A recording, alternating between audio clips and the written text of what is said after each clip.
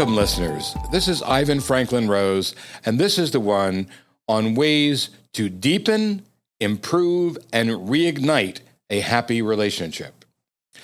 In livehappy.com, Stacy Kaiser, who is a psychotherapist, relationship expert, and author of the book, How to Be a Grown-Up, the 10 Secret Skills Everyone Needs to Know, she discusses many aspects of how to deepen and improve a relationship. So the first article she did was on Valentine's Day 2019, February 14th. Practice partner mindfulness to create a stronger bond with your loved one. In her words, she said, I always say the best relationships are grounded in making our partner's happiness and well-being equal to our own. What I mean is that each partner needs to strike a balance between what's best for the relationship and what's best for themselves. The delicate balancing act isn't about ignoring our own desires, stifling our emotions, or even making the other person our sole priority. Rather, just as you're mindful of your feelings and desires, you should do the same for your partners. I call this partner mindfulness, she says, and it involves non-judgmental focus and awareness of your partner's wants and needs, both in the moments you're together and while you're apart. Case in point, I recently spoke with a client about working on partner mindfulness, and her initial response was, he does him and I do me, and honestly, I don't know if either of us can go back to the days of putting each other first. I told her, I'm not looking for you to put him first, just tide for some of the time. Partner mindfulness makes it easier to achieve the desired state of being in a relationship. I actually did a podcast on mindfulness a few weeks ago. You can look on my feed and listen to it. Mindfulness in its most basic form is a skill we all exercise when addressing the needs and wants of our children, friends, and coworkers. Yet many of us put those tools away when it comes to our partners, especially during times of conflict and stress.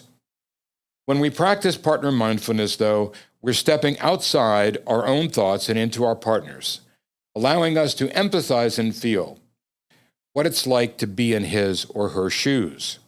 It builds better bridges that will increase our connection and intimacy, lower stress, lessen conflict, and increase our overall happiness. In short, it makes our partners feel heard, prioritized, and nurtured. Now, I know life gets busy and most of us are juggling responsibilities and feeling pulled in many directions. The last thing you need is one more to do on your list. But hear me out. Here are 9 quick, easy ways to practice partner mindfulness that you can integrate into your life every day. 1. Be honest with yourself about the state of your relationship. Access your connection with your partner and ask yourself how attentive you are to each other's wants and needs. Commit to improving. Take it upon yourself to put in the extra effort and work on developing a strong bond. Narrow your focus. Clear your own thoughts and feelings and take a few moments to think exclusively about your partner, how he or she might be feeling, what his or her perspective is, and what he or she might want or need. For example, if your partner had a tough day and comes home in a bad mood, instead of thinking about how his or her irritability is affecting you, consider how your partner is feeling and how stressful it is to have a bad day that you can't shake off. Make bookend connections. Make it a point to connect when you wake up in the morning, right before you go to sleep as well. Say goodbye when you part ways and hello when you return home. The simple act of giving your partner a hug or kiss, hello and goodbye allows you to focus on each other and your relationship for the moment. Number 5 is let your partner know what you appreciate about him or her. Take the time to acknowledge the good. Be compassionate.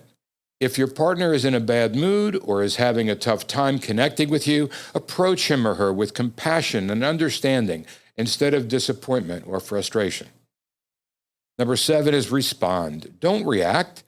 Pause. Think about how you want to respond and then put effort into interacting in a thoughtful, kind, and loving way, even if you're upset. Focus on communication. Be aware of the messages, both verbal and nonverbal, that you're sending, and make sure you're mindful of your partner's feelings. Lastly, number 9, strike a balance. Assess your partner's wants and needs. Try to behave in ways that take both of your feelings into account. When you're feeling ignored or dissatisfied, it may seem unfair or even annoying to be the person who instigates this type of change and to be the one who demonstrates more sensitivity to your partner and your relationship. Relationships require ongoing work and effort to be rewarding and fulfilling, though. And when you make the commitment to motivate and influence each other as an added bonus, your children will witness their parents being great role models and learn skills for successful relationships, for those of you who have children. So I encourage you all to take the first step. As Gandhi said, happiness is when what you think, what you say, and what you do are in harmony. The next article by Stacy Kaiser that she wrote in livehappy.com as well was 4 ways to reignite your relationship. She says, don't neglect your primary relationship. We sometimes get so wrapped up in the chaos of everyday life, we miss out on truly connecting with our partners, the ones who we're supposed to connect with most. Based on my experience, the number one reason couples disconnect is not because they've grown apart or are too busy, but because they don't invest the time and energy necessary to stay connected. The National Marriage Project at the University of Virginia, in a 2012 study, tested the importance of being connected in a relationship. Specifically, they found that date nights and designated couple time improve the success and quality of a relationship and even work towards reducing stress. Even small connections count. Of course, many of the couples I speak to claim that they simply do not have time for quality couple time. While taking a vacation alone together or spending 3 or 4 hours out on a regular date night are lovely ideas, something simpler can work almost as well. I found that couples who take 20 to 30 minutes to connect 3 times a week with no distractions and no electronic devices are able to build a greater bond and feel many of the benefits of those who invest more time. As a first step, grab a glass of wine or cup of tea and sit together on the porch or tucked into the bed and just talk about things you're interested in or get excited about. Avoid stressful discussions about money or dirty dishes left in the sink. And one thing I like to do is sit across from each other, hold each other's hand, palm over palm, and look in each other's eyes and just tell what you appreciate about the other person, what you appreciate, things that they've done recently, or just how they are. Let them know that you recognize what their traits are, how they interact with you, and in all the ways they make you happy. Relationships are like other important living things. They need to be attended to, nurtured, and cared for in order to grow and thrive. Here are 4 ideas for you to start down the path of reconnection. Number 1, create rules of connection. When life gets busy, making plans to connect on a regular basis is key to reigniting and maintaining your intimate relationship. One couple I know cuddles every morning and every night that they're together. This has become part of their routine, and even though sometimes they're both tired or rushed, they set the alarm 5 minutes early to go to bed, 5 minutes later to make sure that this happens to wake up happy. Wake up happy. Another couple always walks the partner who is leaving to the car and gives a parting hug and kiss at the car door. This 1 minute extra time is a nice way to connect before heading in separate directions. Number 2, build in spontaneity and adventure. While scheduled together time is important, you can also mix it up and keep things exciting with activities that are fun and spontaneous. Surprise your partner with a gourmet breakfast in bed. Crank up some great music and have an impromptu dance party in the middle of the kitchen. If you're more adventurous, train together for a marathon or try river rafting or bungee jumping as a weekend outing. Number 3, make flirtation and intimacy a priority. Send each other flirty texts or look through old photos when you first met. Plan a date to go bowling or cruise Main Street to relive some of your first outings together. When it comes to sex and intimacy, find time for moments when you allow yourself to get close physically, even if it's simply giving each other shoulder massages before bed. Couples always ask me about my view or scheduled intimacy, and I tell them that scheduled closeness is much better than no physical closeness at all. Although I'm a big fan of impromptu-ness, sometimes it's better than not having it all if you're both busy and you have to schedule. Lastly, be interesting and interested. One great way to connect with your partner is to be genuinely interested in what the person is thinking, feeling, and doing.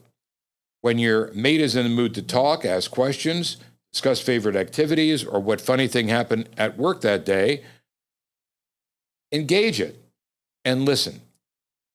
Another great way to connect is to be interesting. Have a variety of topics to talk about. Tell a great story about an experience you had in the past or in the present.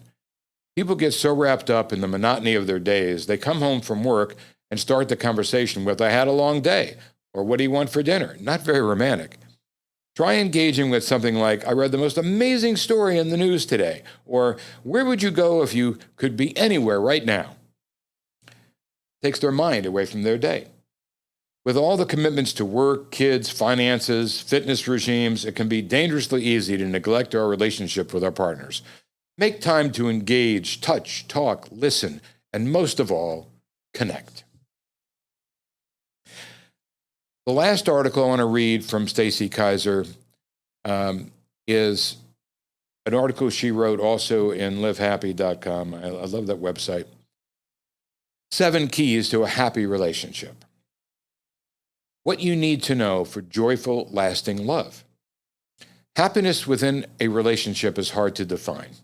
Not only is each relationship different, but within each relationship, each person defines happiness in an individual way.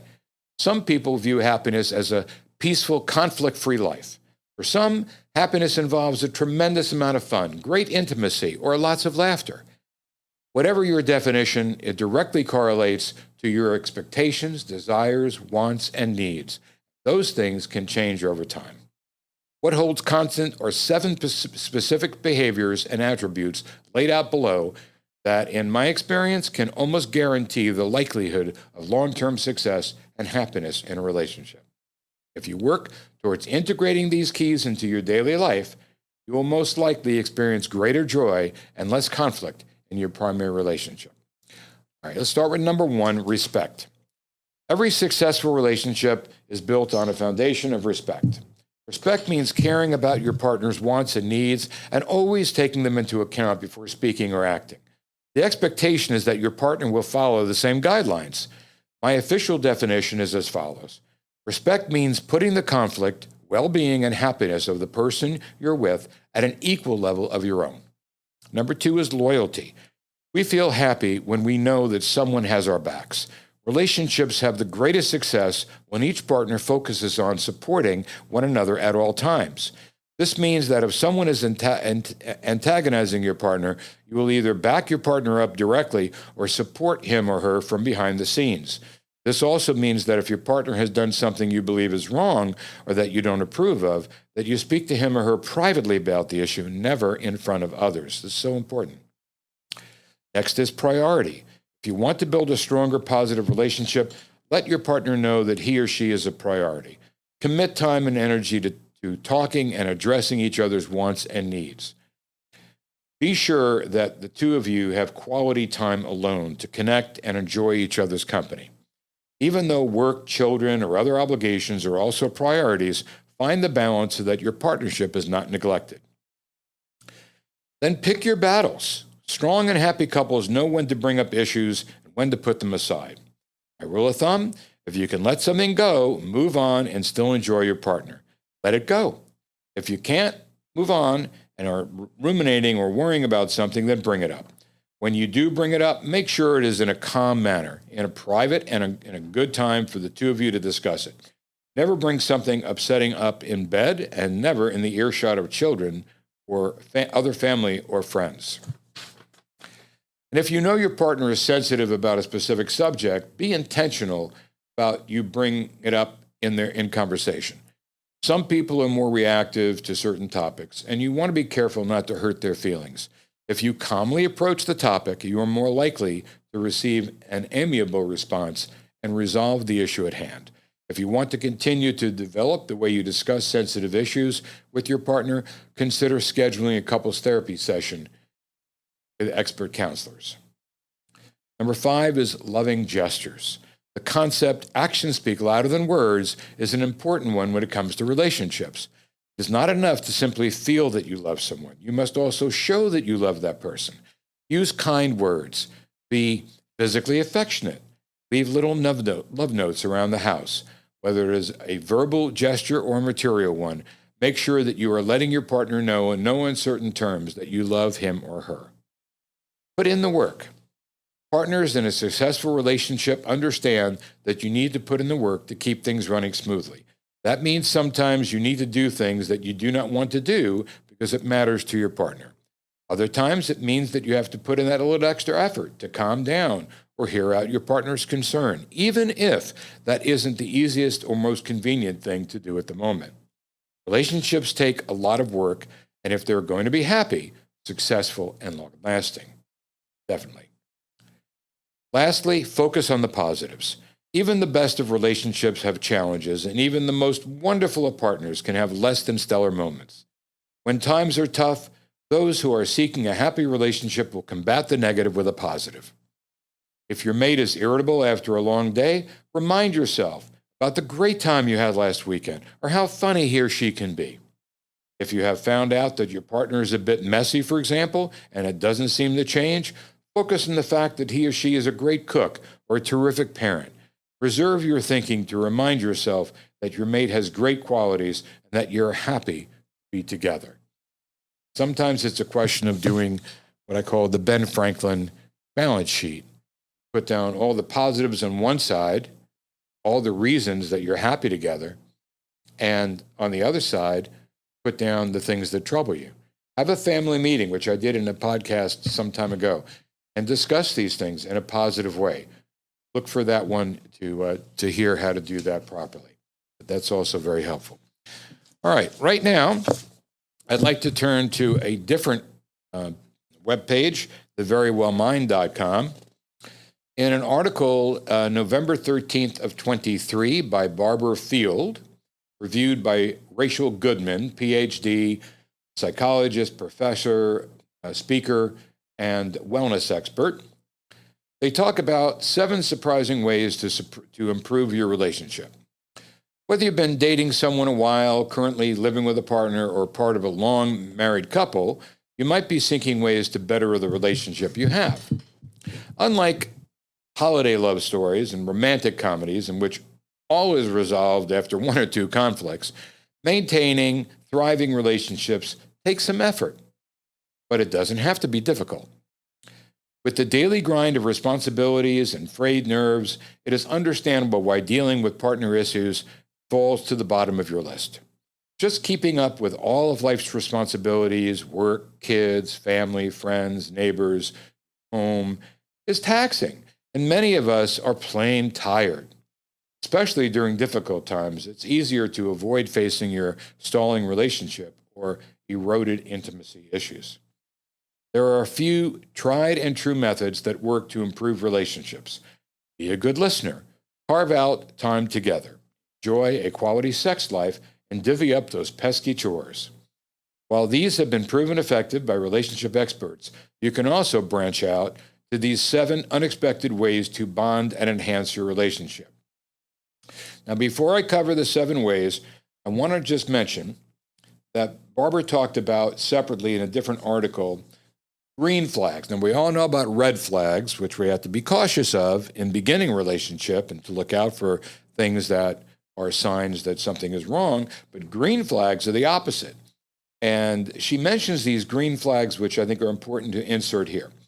Number 1, you trust each other. Trust is very important. You trust their opinions on things. You trust their actions. You trust that they'll have your back. Number 2, you maintain boundaries. Setting boundaries is very important for healthy relationships. Number 3, you communicate well together. Communication is very key as well. You like spending time together. You enjoy your time together. You look forward to it. And number 5, your partner is grateful for you. Your significant other appreciates you. There is such a power in the word thank you. I'll do it in another podcast, but power of thank you. Appreciating each other, letting your partner know that you really understand and see them and what they do for you. That's important. All right, let's get to the 7 ways to improve your relationship by Barbara. Spend time apart. It sounds counterintuitive, as a way to improve your relationship, but take a break from your partner. Everyone needs their own space and quality time outside a relationship. Dating and marriage counselors remind us that you deserve the breathing room. Now, you can also have space in the same house, in the same area. Both of you could be sitting in a living room, one doing their thing and the other doing theirs with headphones or whatever it is, in the same space, but doing their own thing, leaving the other person to their own. So it doesn't mean you have to be away from them, and being apart helps too, but you can also give them space in the same room, in the same house. Esther Perel, M.A., LMFT, is a therapist and author who has 2 popular podcast series. In her book, Mating in Captivity, Unlocking Erotic Intelligence, she stresses how important space is in relationships. She says, when intimacy collapses into fusion, it is not a lack of closeness, but too much closeness that impedes desire. Our need for togetherness exists alongside our need for separateness. Thus, separateness is a precondition for connection. This is the essential paradox of intimacy and sex. Very interesting. Individuals need time on their own for personal growth and to maintain independence within the confines of a relationship. While individuals flourish, the relationship itself benefits. In fact, it's key to successful marriages. Whether that means reading alone or taking a walk in the park, do it. Maybe you want to attend a workout with a friend, but do it. The outcome is your partner's bothersome habits will trigger you less. You'll find yourself feeling refreshed and being more patient. Your special partner has time to miss you as well. Other boons. You'll bring more to the relationship itself. Stepping away from regularity prevents your time together from growing stale. Instead, it allows for curiosity, more interest in conversations, and growth. In effect, taking time apart will enliven the relationship dynamic. Go to sleep at the same time. Perhaps you've already read that most American adults are not getting 7 to 8 hours of sleep, healthy sleep at least, that they need. But did you know that going to bed at different times negatively impacts you and your partner? For a healthier relationship, head to bed at the same time. There are night owls and early birds who live in different schedules, and then there are those who work in bed while the other is watching Netflix in another room. Whatever the situation, synchronize your bedtimes. And one way to do it is, if you're not ready to go to bed, you have more work to do, go to bed with your loved one. Hug them, kiss them, be there for them, whatever you're going to do. And then after they rest for a while and you've had that cuddle time, then you can go back away into your other room and do what you have to do and come back to bed later. But it's important to be there for them when they go to sleep. And if at all possible, to wake up with them when they get up. How many times does your partner get up before you do and you've got another hour or two of sleep, but you just shrug and turn away and they try not to bother you and go about their own business? Well, in this case, try getting up with them and hugging them in the morning before you turn away and go back to sleep. Try giving them some recognition that you're happy to see them in the morning, some recognition that you love them in the morning, and that you don't care what they look like or what their breath is like, that you have love for them and you want to hug them or kiss them. That's my suggestion on fixed schedules. According to Chris Branter, a certified sleep science coach, 75% of couples don't go to bed together, which has negative effects. Those with mismatched sleep patterns report more conflict, less conversation, and have less sex than those who go to bed together. This doesn't give you the go-ahead to dive under the covers and scroll through your social media while you're both in bed. Research shows that couples are impacted by screen time. A Pew Research survey found that people are bothered by their partner's time in mobile devices. 51% of people who are married, living together, or in a committed relationship say that their partner is distracted by their cell phone when they're trying to converse with them. 4 in 10 people are at least sometimes bothered by their partner's cell phone usage frequency. Be vulnerable is next. Sometimes you have to dig deep to be vulnerable. Couples may find it surprising, but if each one becomes curious about each other's blind spots, discovers them, and then is courageous enough to share that vulnerability, it can help create deeper intimacy. Advises Meredith Resnick, LCSW creator of ShameRecovery.com.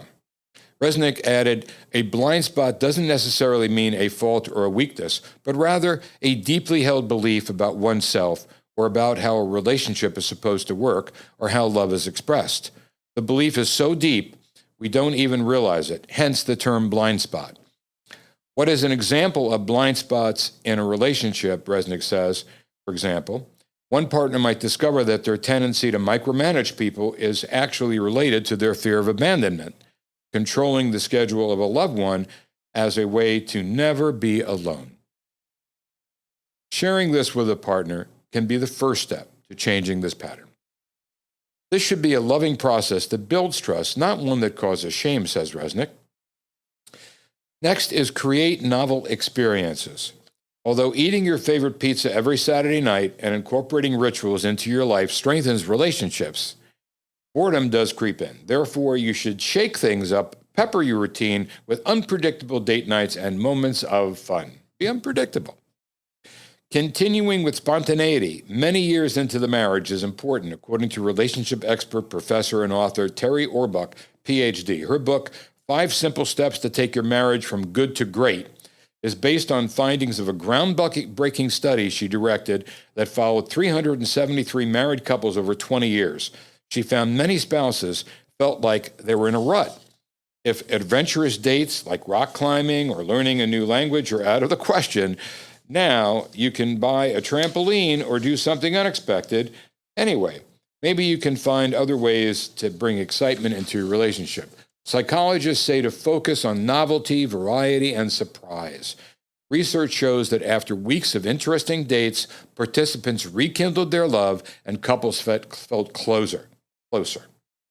When you surprise your significant other, try to remember what they like and don't like so your surprises fall into welcome arms and not astonishing arms the wrong way. The next is surprise with little things. Talking about surprises. Small gestures keep the spark alive and remind your partner you are thinking about them. Happy couples are kind to each other, and giving or volunteering to help out is a plus. In fact, acts of kindness are powerful, and those that are unplanned tend to fuel overall well-being. Honor your partner's love language. For example, they hug you because they value physical touch. You'd be even happier if they cleaned up the living room or spent more time away from their desk because you value acts of service and quality time together. In relationships, learn how you can show your partner your love in a way that your partner values.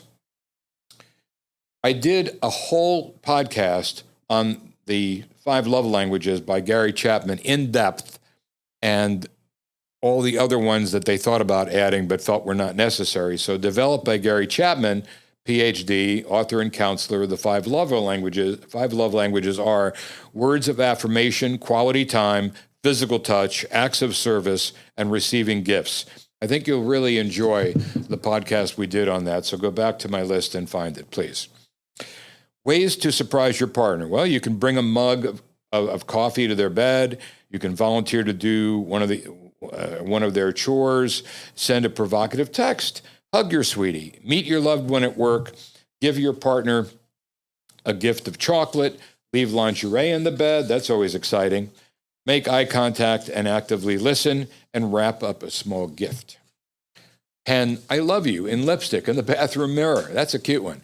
Leave a cutesy sticky note on the front door or steering wheel.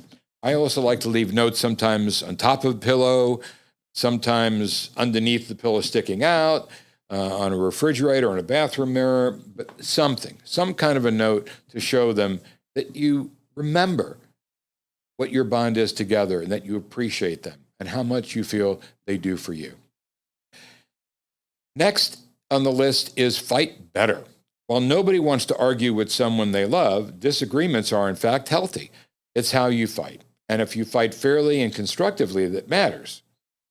John Gottman, Ph.D., who spent 40 years as a researcher and clinician studying over 3,000 couples, sheds light on how to develop a more loving style of disagreeing. The worst thing you can do is roll your eyes or show contempt. So what works? Well, he says, soften the startup.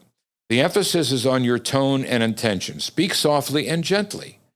Politeness goes a long way. What's key is to speak without blame. Avoid a defensive or critical remark, which can cause a conflict to escalate. Edit what you say. Don't blurt out every negative thought, especially when you discuss touchy topics. Remember that you love the other person and maintain respect. Other repair attempts. A repair attempt is a statement or action meant to diffuse an argument.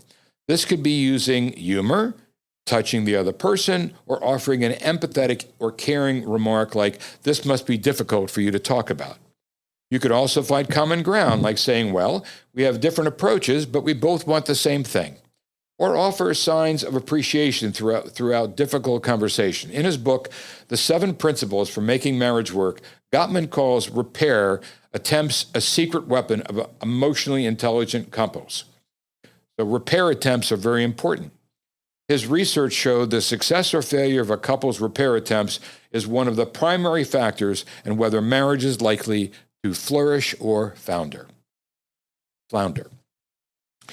Focus on the positives. Healthy and happy marriages offer a rich climate of positivity. For every negative interaction during conflict, a stable and happy marriage has 5 or more positive interactions. So try to offer 5 times as many positive statements in your discussion, including your arguments and disagreements. For example, a happy couple will say, "Well, you do laugh a lot," instead of, "We never have any fun." So enjoy the laughter you have together. Now, in one of my podcasts, I address how to resolve conflicts in communication. One of my earlier podcasts, we talk about making your list and telling them the things you appreciate about them in a family meeting, and then the things that you would appreciate they have done differently to say in that manner, to say, "When this happened, I would have preferred it if you did this," or the way you approach those negative things. And I even mentioned to write those things on a piece of toilet paper, the outline of those things on a magic marker that you can remember what the incident was and tell them what you would have preferred they did, and then throw it in the toilet, flush it down, and then all the past is gone. You start fresh anew. Anyway, that was in a previous podcast that I did. Lastly, for what they said here is sharing a loving story. While it may surprise you, reminiscing can help enhance your relationship. Conversations that start with "remember when" and trek down memory lane about your first date, your first home, and funny memories lead you both back to a good place where there are good feelings. Your partner will be reminded of why they fell in love with you in the first place. Another way to repair or improve your relationship is to show appreciation for certain traits your partner possesses. Always add anecdotes to demonstrate these amazing traits. Because high stress levels can lead to disconnection, we tend to focus on negative stories and what your partner is not doing. If you're feeling unappreciated, appreciate others. Retrain your attention on connection and positive stories. These surprising but impactful techniques above can help you improve your relationship. Interestingly enough, research shows it's not personality or compatibility that keeps couples together. Instead, it's how a couple interacts, how they speak to each other, how they get along with each other, and if they focus on building a relationship together that creates successful relationships. Lastly, going back to an article by Stacy Kaiser on 8 ways to make every day Valentine's Day. You know, we all think on Valentine's Day, that's the day that you show love. It's become, Stacy says, it's become a yearly symbol of all that is special in romantic relationships. Adoration, appreciation, love. It's the calendar's trigger for us to exhibit our emotions, be it with material gifts or sentimental expressions of love. In many couples, one or both of the partners anxiously await this holiday as one time a year that they feel doted upon in a special way. Valentine's Day, or at least the expressions of love and caring that come with it, should take place every day, not just on February 14th, and not just because there are pink and red hearts in all of the shop windows. That's why I want to share her article, which I thought was terrific, on how to make every day, how to make your partner appreciate that they're loved and cared for every day and not just on Valentine's Day. So the first we're going to discuss is kindness and generosity. John Gottman is a psychologist who has been researching couples for more than 40 years. He has developed a method to determine whether or not relationships are happy and whether or not it will last for a long term. Specifically, he discovered that couples that exhibit kindness and generosity towards each other have better chances of long-term success and happiness. The attributes of kindness and generosity come easier to some more than others. That said, being kind to our partners can be learned through practice and diligence.